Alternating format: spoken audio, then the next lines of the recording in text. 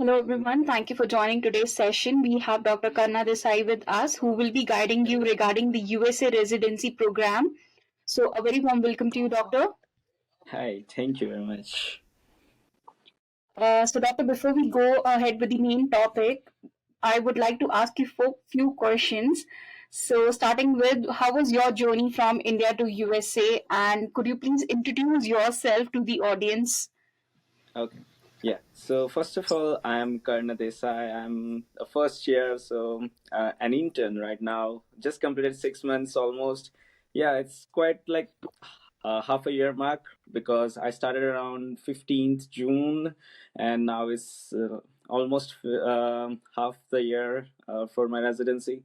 So I'm doing my residency in Pennsylvania, which is Geisinger Health System, and regarding my journey to USA, if I had to say it in a single word, I would say it's long. so uh, I started preparing for it right when I was in third year, if I'm remembering it correctly. And then I took my steps, did my rotations, and then I applied for the match. And thankfully, I matched in the first attempt. So it wasn't that long, but surely it was long. So, how was your exams experience? Because, like, we have seen a lot of articles stating like USMLE is the toughest exam to crack. So, how did you find the exam? Yeah, you are right, actually. So it's one of the top 10 toughest exams in the world. And on top of that, it's not just a single exam. You have step one, step two, step three. And on top of that, previously it was CS as well, the clinical skills. Now it's converted to OET. So uh, for the exam experience, step one and two are quite similar, except for the hours. Step two has one more hour on it.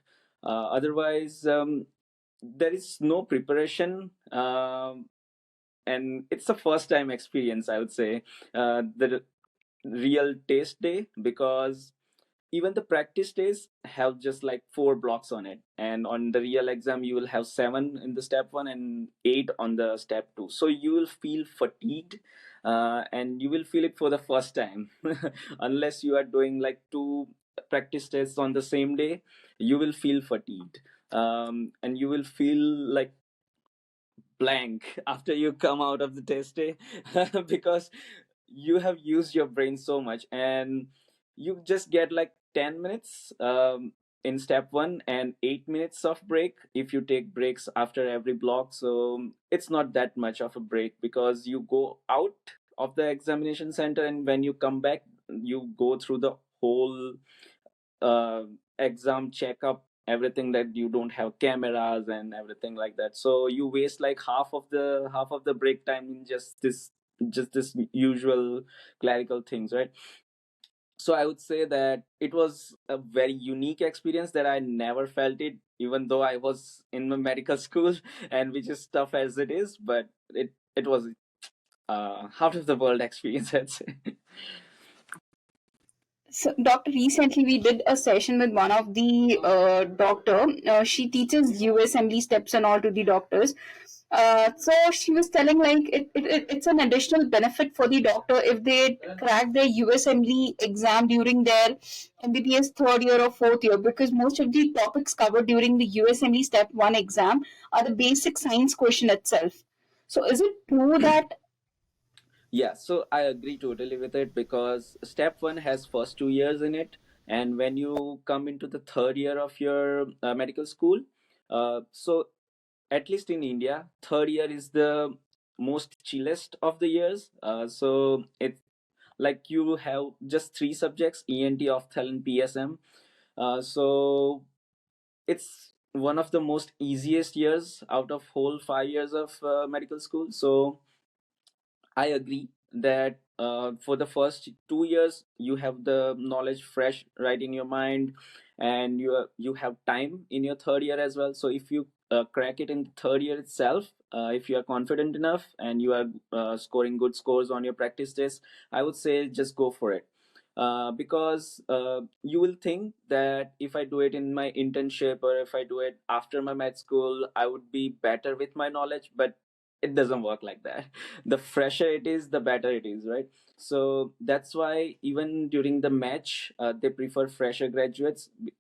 Otherwise they can prefer like doctors who have worked for like 15 years in their home country, but they choose fresh graduates. There's a reason, there's a reason behind it, right?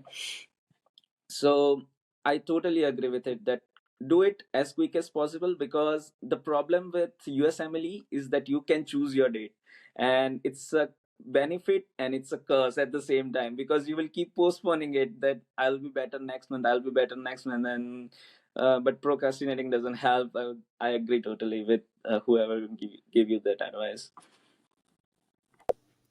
Okay, doctor. Thank you so much, doctor, for answering all the questions.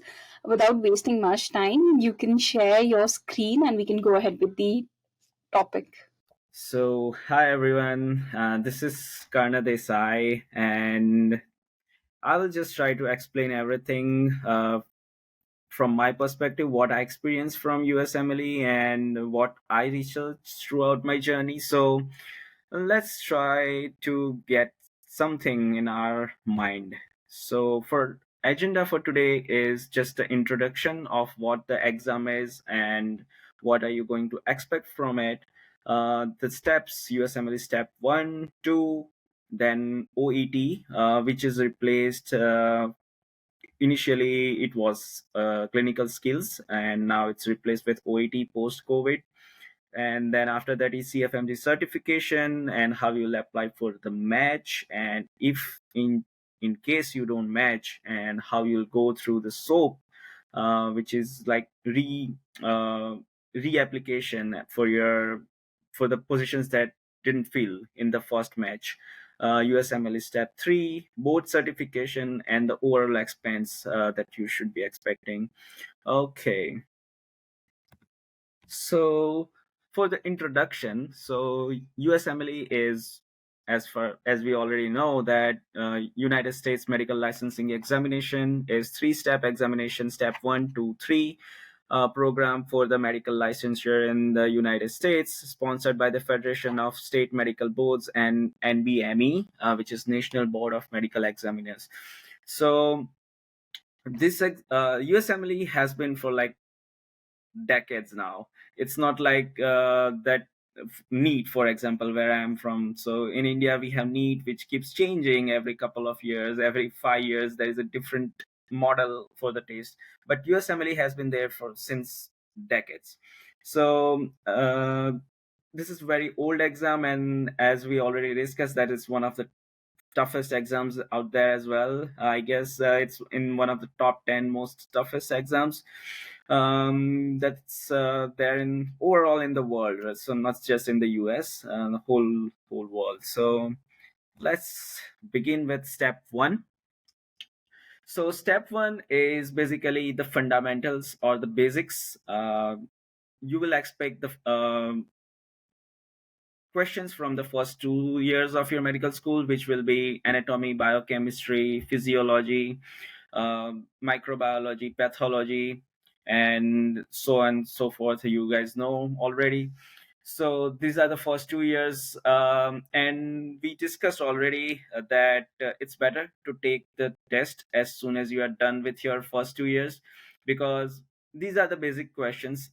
Although they are in the format of a case, and you will get a case like, for example, a 50-year-old male presented with so and so. So that's how you will get the case. You won't get the typical question that what is the name of this thing, what is the name of this organ. You won't get questions like that. So all questions will be in the case format.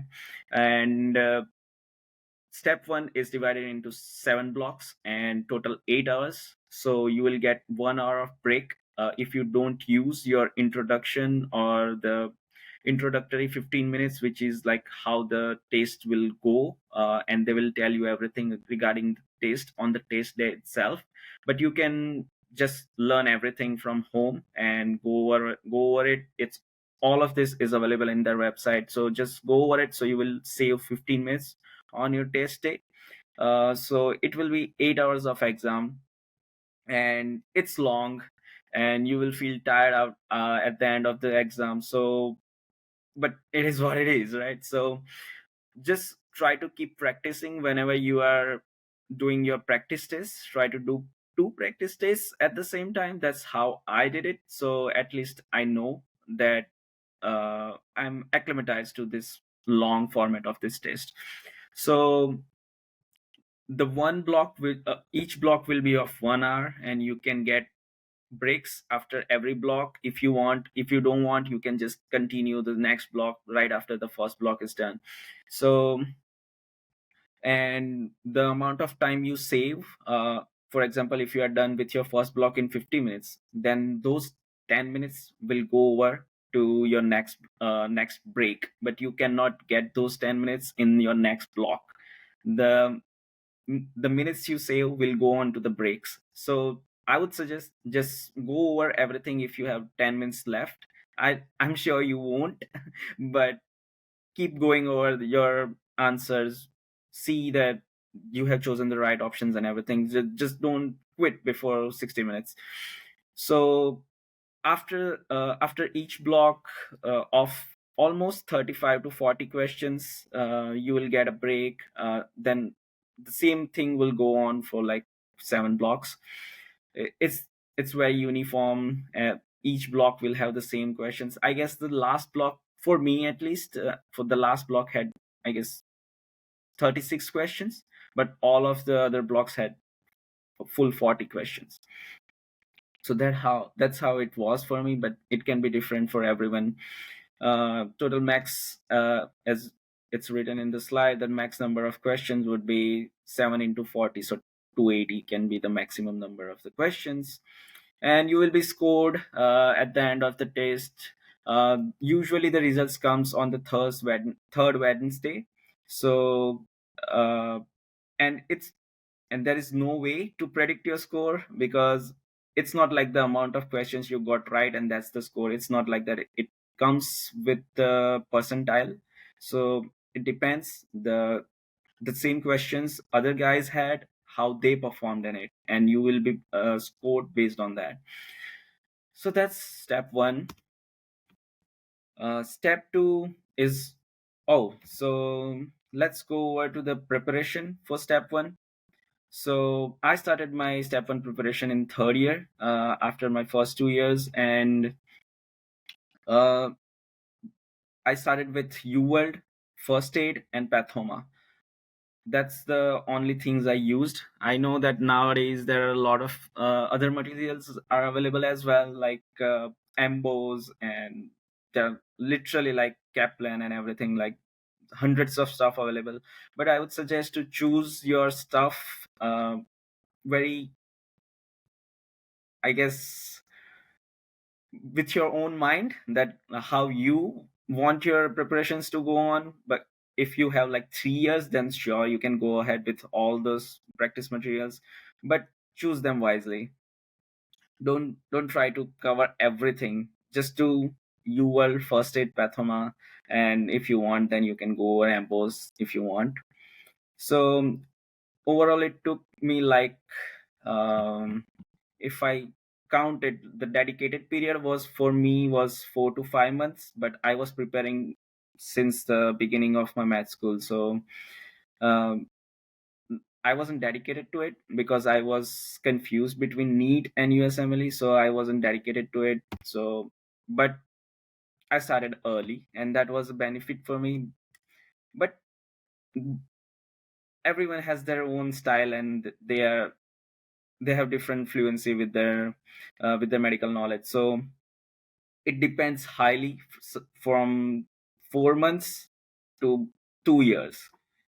It depends the preparation time, and you can make a timetable out of it, that these are the things that I'm weak at, and probably you can use different materials and go deep in those subjects. So that's USMLE step one. For step two, uh, this is the same method as step one, the same formula, just one more block. So instead of 8 hours, it's 9 hours, and instead of 7 blocks, it's 8 blocks, 40 each, with max being 318. So exam day will look almost similar, except for that one additional hour and one additional block. but the preparation is different. So you will have mostly questions from your subjects from third and fourth year of your medical school if you are from India. And I don't know how it was in the rest of the world, but at least for India, it was like third and fourth years of subjects. So I did it after my internship. So my thinking behind and the reasoning behind it was that if I'm good with the application during my internship, I'll be able to answer those questions more effectively. So that was my reasoning behind it. And I used almost a year to prepare for the step 2, because when I was preparing for my step 2, step 1 was already faded out. So I knew that when I'll be applying for my match, there will be a few candidates who won't have that step 1 score, and program directors will be confused whether to grade step people on based on the step 1 scores. So I knew that now the only important test is step 2, and which is now. So initially when I started my preparation, step 1 was the more heavy weighted exam, if I can say that, but now it's step 2, CK, clinical knowledge. So I prepared for a year. I used most of the time with the UWorld. I went over the UWorld once again. I took the practice days and tried to improve my scores after each test. Sorry, tried to improve my score after each test. So clinical knowledge literally means that how you apply your knowledge into those cases. It's very practical exam, I would say, because it's not as I was theory based as step 1. It is more of application based. Um, yeah, and I guess that's all I can remember out of my mind for step 2. And yeah, I made some notes during my UWorld, and during the last 1 month I revised my notes more than doing the questions, and that helped. So probably if you like that, just try keep making the notes during your preparations, or you can email me and I can send you the links for my Google Drive. Okay, so after CK OET, it's very easy. People put a lot of emphasis on it, but it's not as hard as CS. For CS, you had to go to US and prepare at particular centers, take the exams at particular centers. So it was costly, it was time consuming, and when I was applying for my residency, the COVID hit and they changed CS to OET, and it's been going on with OET since then. So OET literally means Occupational English Test. It's for the healthcare professionals, nurses, physicians, etc. So it's divided into 4 parts, just like any other English test: IELTS, TOEFL, listening, reading, writing, and speaking. So for listening, you will get 45 minutes. You will get headphones, and there will be a lecture or conversation between the parents of the patient or between the patient itself, and you will be asked a few questions, and you will answer them accordingly. The reading part has the same paragraph and the question formats that's been going on since the school, so nothing new. Writing, you will write a letter to the patient that, for example, you have a diagnosis and these are the treatments that we are exploring, these are the test results, and there is a format to it as well. I won't go to that much of detail regarding OET. So all these different slides we can go over for at least an hour, but I'll keep it short for now, and we can go again if you want in details. And anytime you can shoot me an email. I will post my email at the end of the slide, so you can always reach out to me. uh, and the last one, speaking, yeah. So you will sit with a live person. It's not like TOEFL. I took the TOEFL as well, but in TOEFL you speak to a computer, but here you will speak to a person.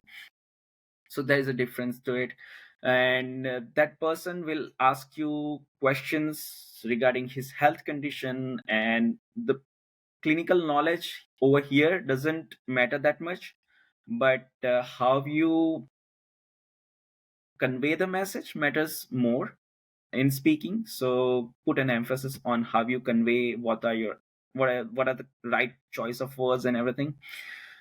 So that's OET. And for the preparation, I took my step 2 on 22nd June, and I took my OET on 25th June. So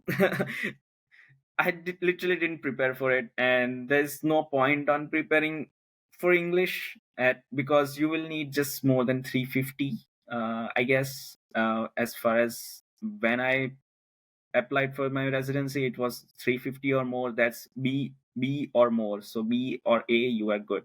So if you're moderately good with English, you'll do good in the OET. So I didn't prepare much for it.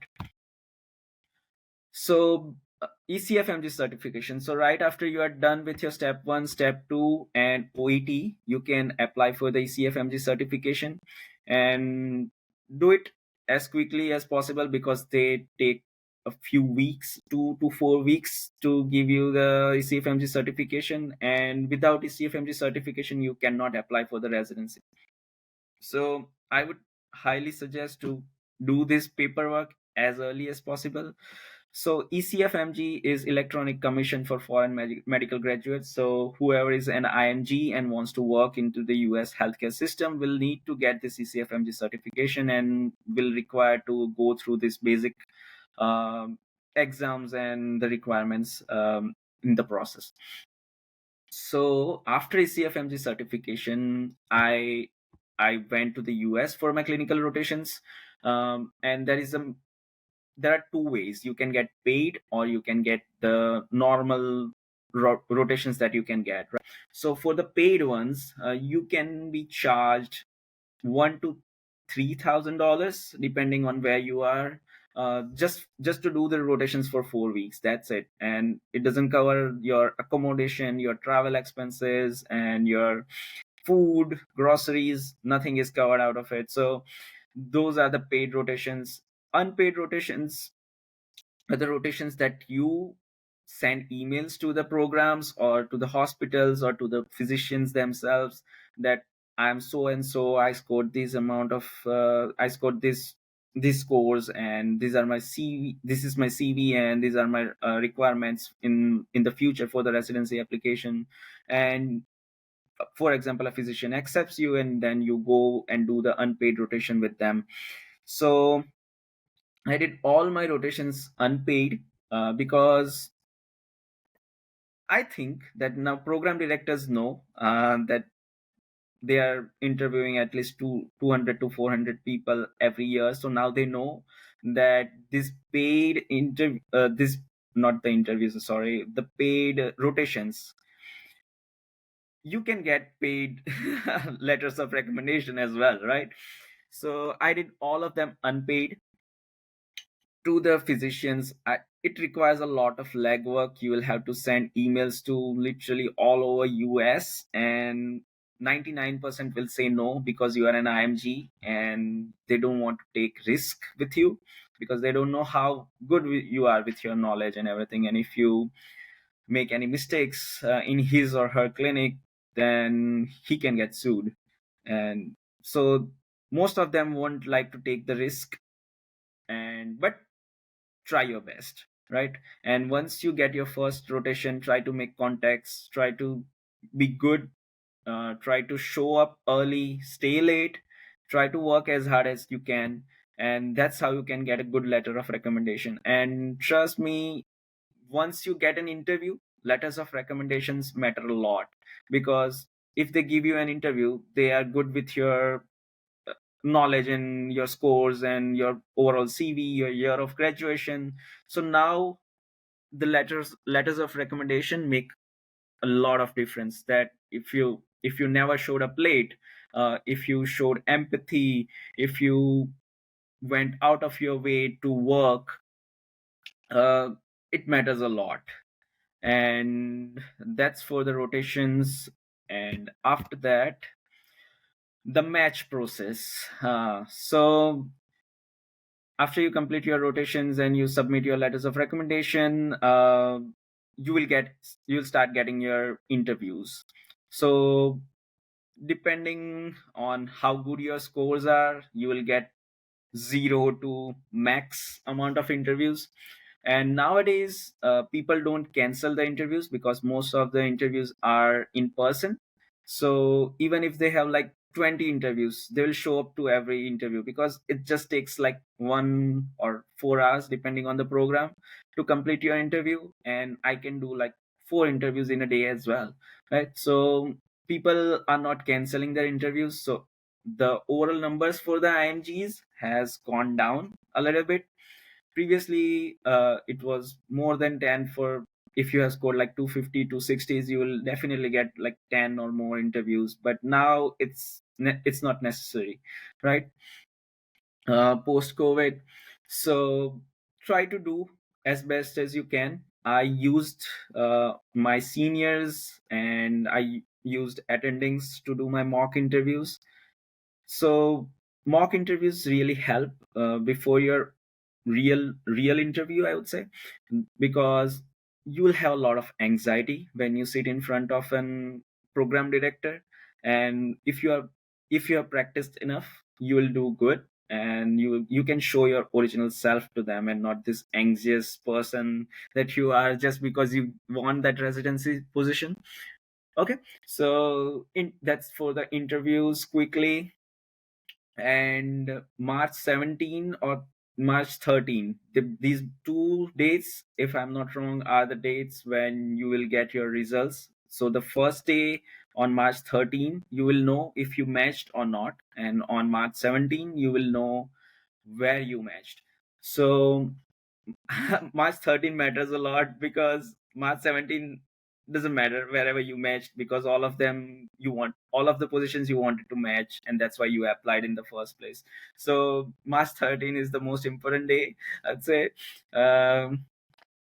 And for example, if you didn't match, then you will go to soap. So soap is the second round for whoever gone unmatched, and those who match cannot go to the soap, and that's done. They'll start their residency from July 1st and do the orientation 2 weeks before that, and they are done. So but those who didn't match can reapply to the programs. I guess there is a limit. I didn't apply to the soap, so I'm not sure, but what I heard and what I researched, it's around you can apply for 60 programs, if I'm not wrong, and then you will get interviews. Some programs do the re-interviews. If you did in your original first round, they may just don't take your interview again as well, depending on the program highly. um, After that, after those interviews, they will send you an offer letter, and that happens through the R3 system as well. So R3 is registration, ranking, and result system. So it happens, the offer comes with this R3 system as well. And if you want that position, you can certainly take it. If you don't want, then you will now apply for the next year. So that's for the soap quickly. And USMLE Step 3. So USMLE Step 3 is not necessary for ECFMG certification, but I didn't take it before I applied for the residency. But you can certainly take it if you have time. I applied right after my med school, so I didn't have that much of time to take step 3 before that. So, but if you if you do your step 3 in your residency program takes the whole expense of it, and it's a very expensive test. I guess more than 1000 to 105 1500. That's the range, if I'm not wrong. And on top of that, UWorld will be provided by your residency program as well from the CME money. So but I would suggest to take step 3. If you have time, certainly finish it off, because you won't get much time when you start your residency. So just one less exam in your residency. So start preparing for step 3 since the moment you are free from the interviews, or the step 2, however your timeline looks like. So it's a 2-day test. The first day would be FIP, and that's just the fundamentals, and it's only MCQ based test. And the next day would be simulation as well as the MCQ questions. Quickly going over it, and you can schedule whenever however you like those 2 days. It's not necessary you have to take it right next to your first day. You can schedule it accordingly, however your preparation looks like. And passing once you pass your step 3, send an email to the programs that you applied that I have cleared the step 3. And it really helps, because now program is more confident that you won't fail your step 3 when you are in the residency, and you won't get stuck in the midway. And on top of that, if you have step 3, you can apply for H1 visa as well. I didn't apply for H1 because I have some fellowship plans. So for competitive fellowships, you will require J1, and because they don't give you H1 unless you are like as US citizen and it doesn't matter, then step 3 doesn't really matter to you. So other than that, I guess that's it for the step 3. For the preparations, there is CCS cases for the simulation based preparations, and UWorld, of course, for the MCQ based preparation. That's what I'm preparing for it. That's how I'm preparing for it. Yeah, for the board certification, for example, if you went to internal medicine, then you will apply for the American Board of Internal Medicine, and it will be different for the boards will be different for every specialty that you choose. So I will go for the internal medicine just for the time's sake. So for the ABIM, you will need a state medical license in good standing with no restrictions, successful completion of your residency, and as well as the passing in the internal medicine certification examination, which will be after 3 years of your residency. You will take ABIM boards examination. It will be the same as your steps, but a little bit harder. And the passing score, I guess, if I'm not wrong, is 70% or something like that. But it's a question after 3 years. So just prepare for your USMLE steps and worry about them, and don't worry about your boards right now. Expense, yeah, it depends what your lifestyle looks like. So I can't comment on that. So I was very economic when I came for my rotations. I did like 6 months of rotations over here, and I found out cheap accommodations. You'll have to go through your Facebook posts, and for example, Indians in, for example, New Jersey, or Indians in Pennsylvania, search those Facebook groups, try to find out anyone who is willing to give just one room out of their house. It will be cheaper. I did the same thing. I lived with a family, and they had a one room in spare, and they gave it to me, so it was way cheaper, and I found closer to my hospital. So I didn't have to pay for my Uber, and I just used to walk to the hospital. For the food, I asked them most of the times that if I pay a little bit more, can you make extra food for me? If that's fine for them. But it depends on how your lifestyle looks like. I was very economic because you'll always have to prepare for the worst.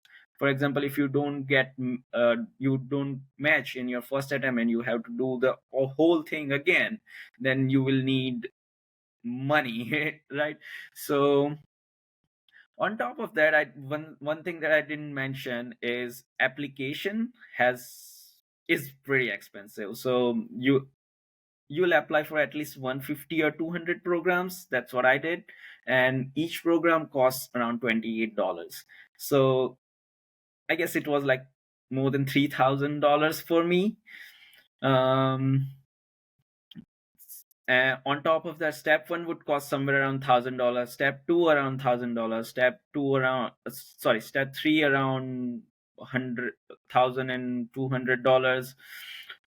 OET is way cheaper.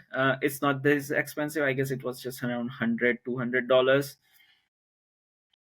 Match process, same I mentioned, around $3,000 to $4,000.